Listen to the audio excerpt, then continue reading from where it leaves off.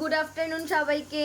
আর আজকে আমার মা এই বাড়িতে চলে এসেছে বিকজ আজকে হচ্ছে আমাদের বাড়িতে একটা কীর্তন রাখা হয়েছে, সৎসঙ্গ রাখা হয়েছে। যেহেতু আমরা অনুকূল, চুপ করো বলছি, যেহেতু আমরা অনুকূল ঠাকুরের দীক্ষিত। এই যে পেছনে আমাদের সিংহাসনে দেখছো যে অনুকূল ঠাকুর বসে আছেন, সব গুরুদেবরা বসে আছে, তারই আজকে মাতৃ সম্মেলন আমরা রেখেছি।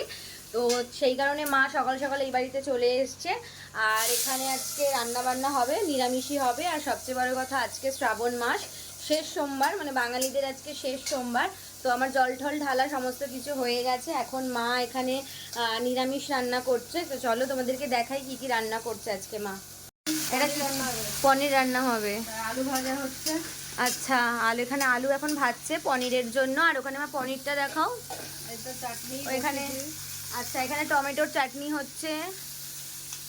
আর এখানে ভাজা হয়েছে কুমড়ো পটল ভাজা। এখানে পনির ভেজে রেখেছে মা হালকা করে, এটাই হবে। আর আরেকজন পেছনে ঘাও ঘাও। আর এই ঘরে রান্না রাখা হয়েছে সমস্ত রান্না করে। এখানে ভাত আছে, আর এখানে মুগের ডাল করা হয়েছে, নিরামিষ মুগের ডাল।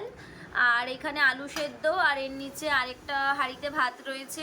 তো চলো টাটা, তোমাদের আজকে দুপুরের মেনু দেখিয়ে দিলাম। আবার যখন সন্ধেবেলা আমাদের কীর্তন শুরু হবে তখন আমি তোমাদেরকে একটা ব্লগ করে নিশ্চয়ই দেখাবো। টাটা সবাইকে, সবাই ভালো থেকো।